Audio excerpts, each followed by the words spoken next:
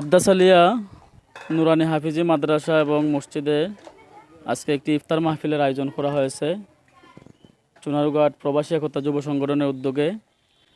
তো আমরা এখানে মাদ্রাসার হুজুররা আছেন, ছাত্ররা আছেন, আমাদের এখানে ইফতারে রেডি হইতেছে ইনশাল্লাহ। অল্প কিছুক্ষণের মধ্যে আজান হবে, আমরা এখানে ইফতার হবে।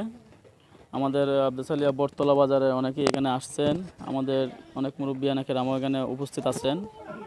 তো বিশেষ করে আমি ধন্যবাদ জানাই আমাদের এলাকার প্রবাসী চুনারুঘাট প্রবাসী একতা যুব সংগঠনের সভাপতি মুসলিম আলী মীর ভাই, আফরাদ সাকিব ভাই, মুশাহিদ আহমদ ভাই, জায়েদ খান, মোহাম্মদ ফারুক, মোহাম্মদ শরীফ, মোহাম্মদ শুভ, কাউসার মুন্সি, আলামিন, শাফি হোসেন শাফি, বাবুল হোসেন, মোহাম্মদ জসিম, শেখ শরীফ।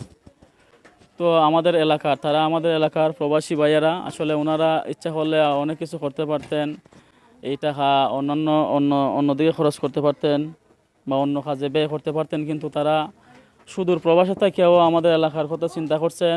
আজকে এই নবীজির বাগানে এই মাদ্রাসার মধ্যে একটা সুন্দর ইফতারের আয়োজন করছেন। এই জন্য আমরা প্রত্যেকেই ওনাদের জন্য দোয়া করতাম, আল্লাহ পাক রব্বুল আলামিন যেন তাদেরকে জানমালের হেফাজত করেন।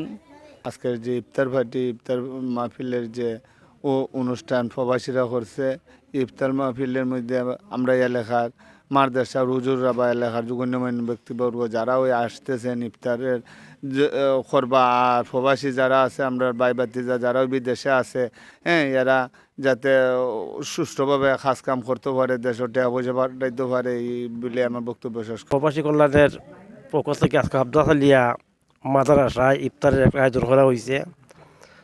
এলাকাবাসীর সবাই, আমরা এলাকা যারা প্রবাসে আছে তাদের জন্য আমরা দোয়া করি, আল্লাহ পাক যেন তাদের প্রবাসী জীবনটা যেন ইমানের সহিত কাটাইতে পারে, আর বাংলাদেশের গরিব অসহায় মানুষের যাতে সহযোগিতা করতে পারে, সব সময় যেন ইসলামী প্রতিষ্ঠানের পাশে থাকে। আল্লাহ রাসূল সাল্লাল্লাহু আলাইহি ওয়াসাল্লাম বলেন, যে ব্যক্তি এক গ্লাস পানি পান করে যাদের ব্যক্তির তৃপ্তি আনবেন বা তৃষ্ণা নিবারণ করবেন, এর বিনিময়ে আল্লাহ তাআলা হাউজে কাউসারে পানি পান করে হাসরের ময়দানে তার তৃপ্তি করে দিবেন, তৃষ্ণা নিবারণ করে দেবেন। সুবহানাল্লাহ। তো এটা আসলে ফজিলতের কাজ। প্রবাসীরা দেশের প্রতি তাদের মায়া, ভালোবাসা, স্নেহ রয়েছে বিদায় তারা এই ধরনের একটি আয়োজন করেছেন।